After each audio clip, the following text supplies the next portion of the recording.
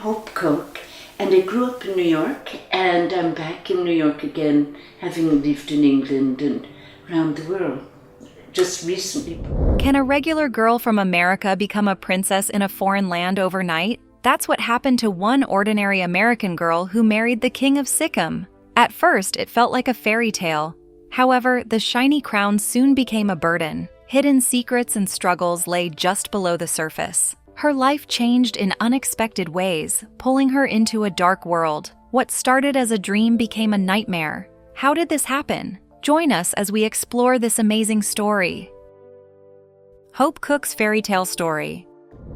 When 22-year-old Hope Cook married Palden Thondup Namgyal, the Crown Prince of Sikkim, their love story caught the whole world's attention as many saw it as a fairy tale. This was because she was seen as an ordinary woman marrying into royalty. Hope Cook, born in San Francisco, is an important figure in Sikkim's history. She was an ordinary New York girl who had lost her mother at the age of 2 and was living with her grandparents. In what seemed like a fairy tale, she met the crown prince of a kingdom called Sikkim and fell in love. Sikkim was a kingdom on the southern slopes of the eastern Himalayas between Nepal and Bhutan and bounded on the north by Chinese-occupied Tibet. She got engaged and married him a few years later, and on his coronation, she became the Queen of Sikkim. She was the queen consort to Sikkim's last king, Palden Thondup Namgyal, and was the first American girl to attain such a position in Sikkim. She had become the queen of a country with no affiliation. Shocking, right?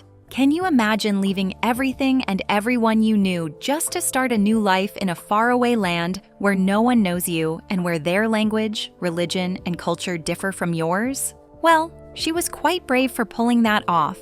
That was indeed a fairy tale life she had. Unfortunately, the monarchy was later annexed by India and became a state within the Indian Union, abolished forever. As such, she became the last queen of Sikkim. Her life story includes romance, cultural integration, political turmoil, and eventual separation.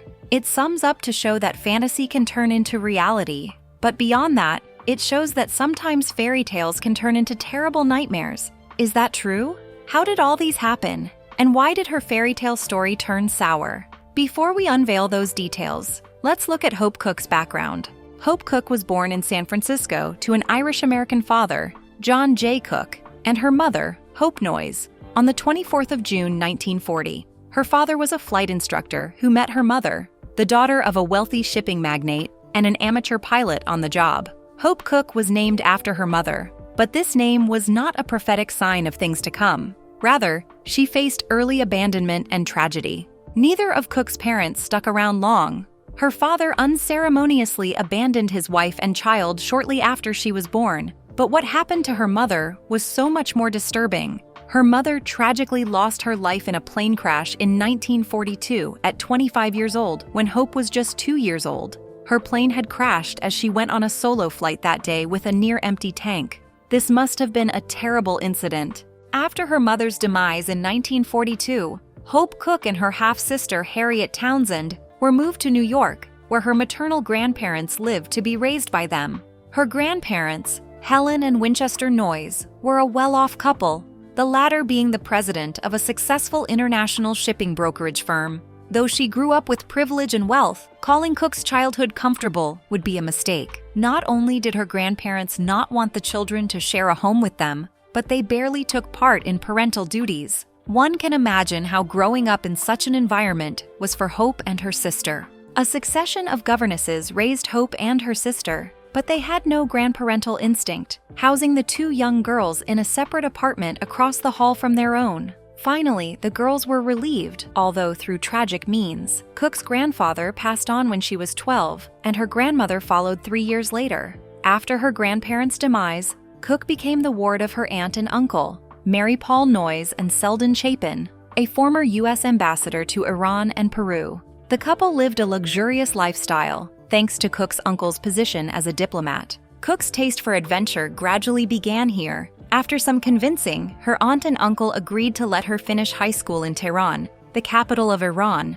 It was a good change of environment and scenery. Cook got the opportunity to attend lavish parties hosted by high-ranking Iranian politicians and royalty. She met many prominent figures worldwide, exposing her to different cultures and customs. It was here that her fascination with the Asian continent began. Little did she know how far it would take her. After graduating from high school in Iran, Hope Cook enrolled in Sarah Lawrence College. Inspired by her travels to Iran and a brief trip to India, she desperately wanted to study Asian history. Unfortunately, this was not an option for freshmen at Sarah Lawrence, and Cook had to take European history instead. However, she later found her way around their rules. Due to her status, Cook's professors allowed her to switch to Asian history and write all her papers on India. Her privilege gave her more control over her education and afforded her an interesting living situation. Though Hope Cook was fabulously wealthy, she longed for the authentic college life experience. So, she decided to move into an apartment off campus with some roommates. One of her roommates eventually became a famous Hollywood actress, Jane Alexander. Meeting a prince and entry into royalty.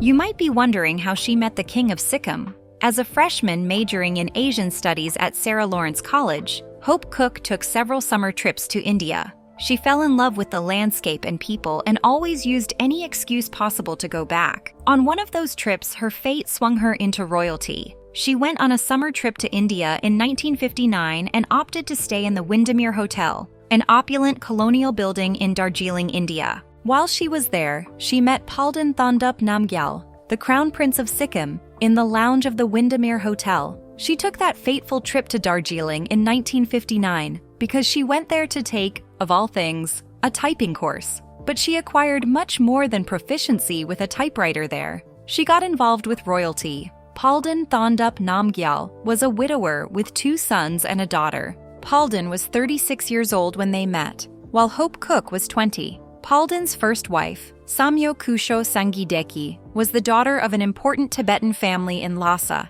and they had married in 1950. Sadly, she passed away in 1957, leaving 3 young children behind. It was 2 years after her demise that the prince met Hope Cook. Hope was a young student, fascinated with Indian spirituality and searching for some form of connection in the country, while Palden was looking for a mother to raise his children. However, if you had asked them at the time, they would have given a different story. They were drawn to each other by the similar isolation of their childhoods, and despite their different backgrounds and wide age gap, they fell in love. The Crown Prince proposed to Hope at their second meeting, and she immediately and enthusiastically agreed. This was the start of their love story. Their love blossomed, and 2 years later, their engagement was announced. They were supposed to get married the following year. Still, the wedding was postponed for over a year because astrologers in both Sikkim and India warned that 1962 was a bad year for marriages. The prince's culture took superstitions like these very seriously, so the couple held off until the following year.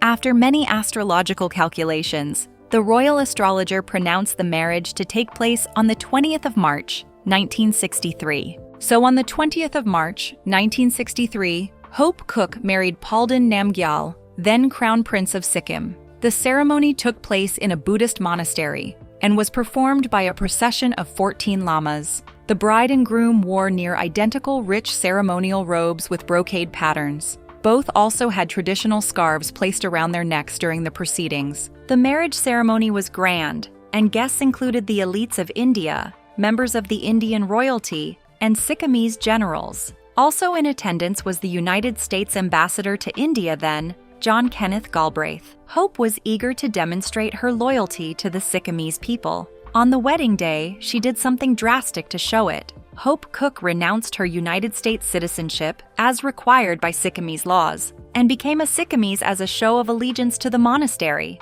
Many American politicians disapproved of this, and she attracted disapproval from her native social circle as well. Following the renunciation of her American citizenship, Hope Cook was removed from the United States Social Register, a publication in the United States that serves as an index and directory for American high society, typically for members of well-connected and wealthy families. Her exclusion from the register was a symbolic rejection by her old social circles. Although her husband was Buddhist, Cook interestingly did not officially convert from Christianity to Buddhism. The reasons for this were unclear and especially odd, as she had practiced Buddhism from an early age, having developed an early fascination with it. Before this, Namgyal served as an advisor for internal affairs for his father, Sir Tashi Namgyal, the 11th king, and led the negotiating team that established Sikkim's relationship with India after independence in 1949. Shortly after his marriage in 1963, Palden's father, the King of Sikkim, Sir Tashi Namgyal, passed away that same year, and Palden was set to become the ruler of Sikkim. He was initially set to become a monk, but his life changed when his elder brother, a member of the Indian Air Force, also lost his life in a plane crash. He wasn't crowned king that year because the coronation had to be fixed on an astrologically favorable date in 1965. The 4th of April, 1965 was chosen, and Palden Thondup Namgyal was proclaimed king and crowned monarch of Sikkim. That day, Palden Thondup Namgyal was officially ordained the King of Sikkim and the 12th ruler of the monarchy, and his wife, Hope Cook, became the Queen of Sikkim. Hope's life was changed forever. She was now in a position rare to most Americans. She had a royal title. Indeed, she was the first American-born queen consort of Sikkim. The only other American with a comparable position was actress Grace Kelly, who in 1956 married the Prince of Monaco. But was Hope's marriage worth leaving her American roots behind for? She was in for a big surprise. Though relatively poor and remote, Sikkim was a wonderful change of scenery from Hope's hometown of New York. The Himalayan landscape boasted stunning emerald green hills, snow-capped mountains, and hundreds of varieties of wild orchids. Local wildlife included pandas and snow leopards, and Sikkim was home to the world's largest crop of cardamom. Surprisingly, Hope's new home may have been more appealing than her new husband. Though seemingly adventurous due to her well-traveled young life, Hope Cook quickly settled into her new home and initially seemed to show little interest in anything outside it. She seemed infatuated with the romantic idea of life in her new palace, perhaps more so than with the idea of her new husband. The couple went on to have 2 children, Prince Palden Gurmed Namgyal and Princess Hope Lizum Namgyal. Hope Cook became stepmother to the Crown Prince's 2 sons and 1 daughter with her marriage.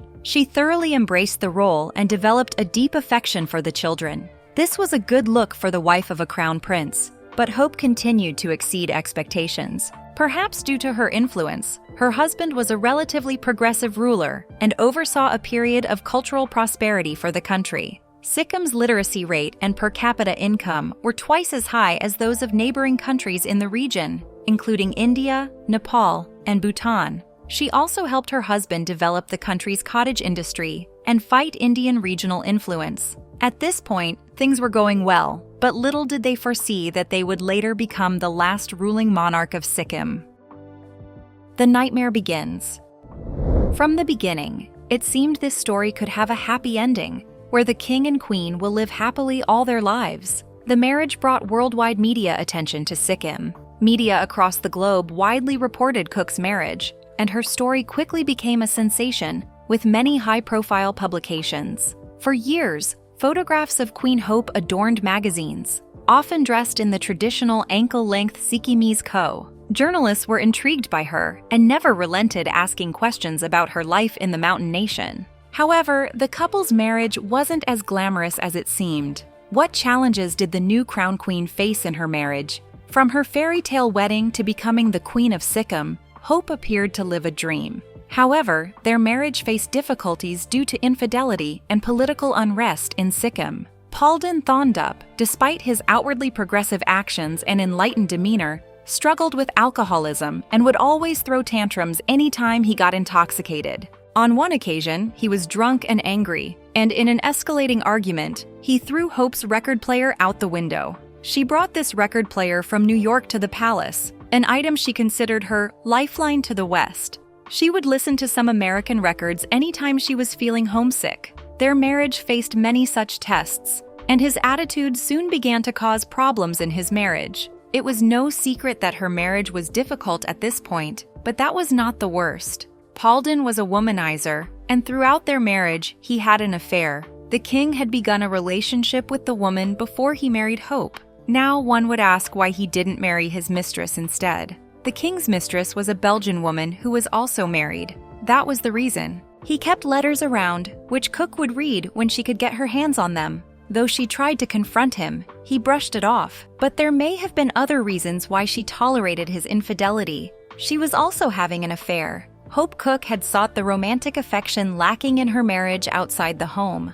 One time, while on a solo trip back to New York, she engaged in an affair with a friend from her adolescent years. The affair weighed heavily on Cook's conscience, however, and she began to adopt some questionable coping methods. To cope with her guilt and loveless marriage, Hope Cook began to drink more frequently. She drank beer in the morning and switched to whiskey at noon just to get through the day. The habit became a daily one, and to make matters worse, she developed an unhealthy habit of substance use as well, which led her to lounging in bed for days at a time. Their marriage couldn't handle the growing pressures. However, the pressures she felt then were nothing compared to what was coming. Their kingdom also faced instability. What led to the political instability in Sikkim? Pandal, King of Sikkim, sought to make Sikkim more independent of India, a nation that used the protectorate as a buffer against neighboring China.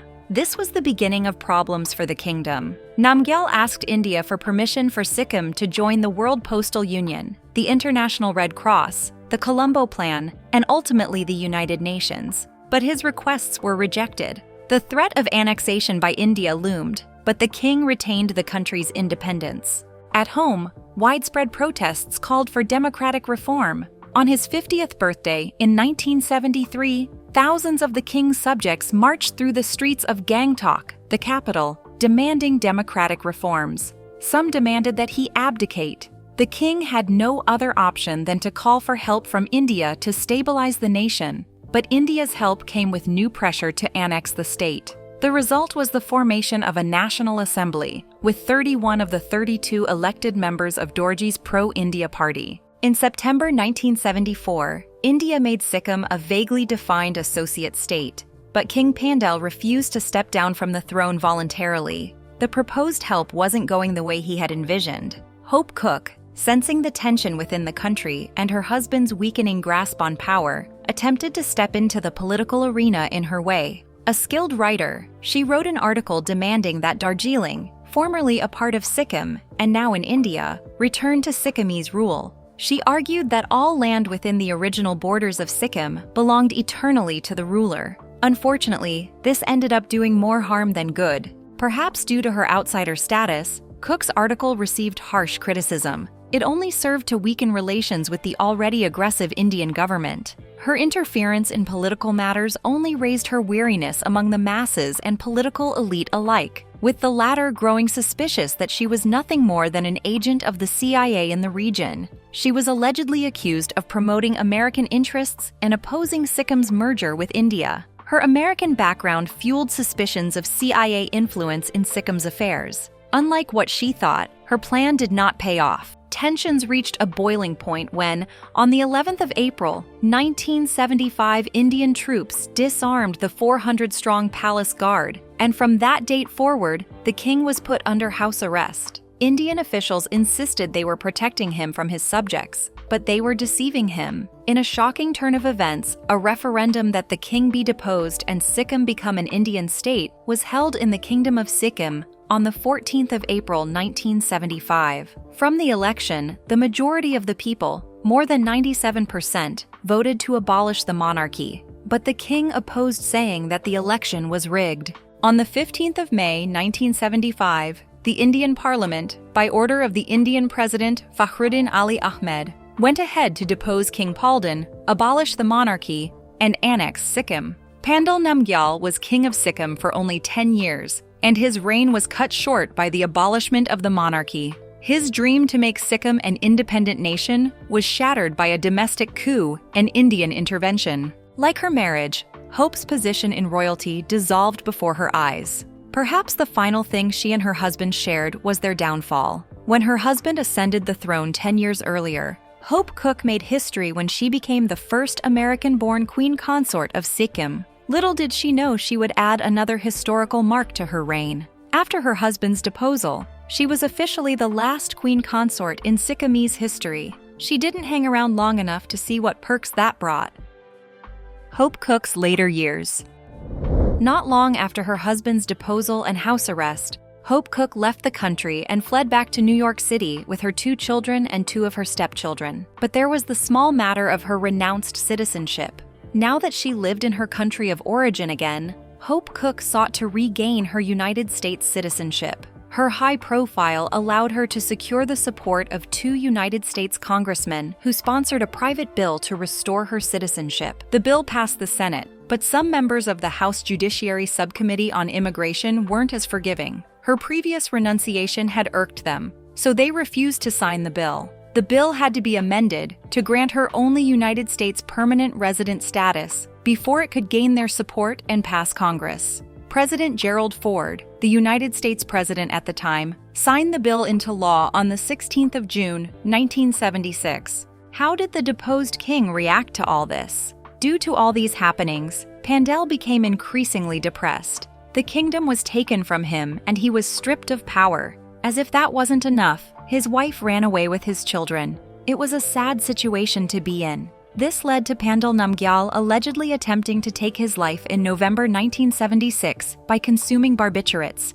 Thankfully, people were around, so he was quickly rushed to Seth Suklal Karnani Memorial Hospital. Dr. Amal Kumar Bose, head of the Department of Anesthesia and Respiratory Care Unit at the Seth Suklal Karnani Memorial Hospital, successfully revived him. Hope Cook officially divorced King Pandel Namgyal in 1980.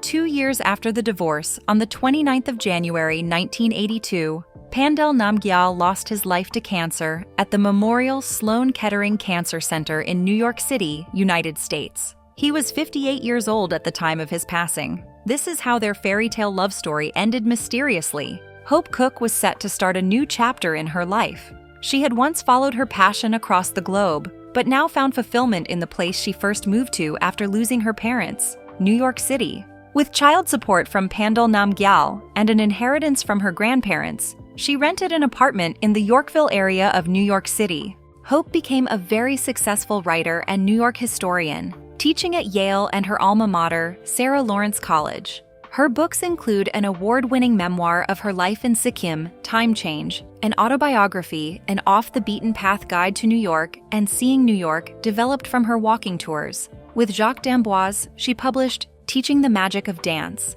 Hope Cook later remarried in 1983 to a fellow New York historian, Mike Wallace, a professor of history at John Jay College of Criminal Justice. However, the union later ended in divorce. Her children grew up and were successful in their careers. Her son, Prince Palden, became a New York banker and financial advisor. He married Kasang Deki Tashi and has a son and 3 daughters. Cook's daughter, Princess Hope, graduated from Milton Academy and Georgetown University and married Thomas Gwynn Reich, Jr., a United States Foreign Service officer. Though the marriage ended in divorce, she later remarried to Yepwangyil Tobden. Where is Hope Cook now? She is currently 84 years old and lives in Brooklyn, New York. She is still regularly working as a writer, a contributor to magazines and book reviews, a historian, and a lecturer. The story of Hope Cook shows that being a king's wife is no fairy tale. In real life, marrying a royal can be a nightmare and a disappointment. So, although her fairy tale story had a tragic ending, perhaps her life after the marriage was the real fairy tale she was destined for. What do you think of her story and interracial marriages in general? Is there something Hope Cook would have done differently for her marriage to work? Share your thoughts in the comment section. Thanks for watching. If you enjoyed this video, please like it and subscribe to our channel for more insightful videos. See you next time.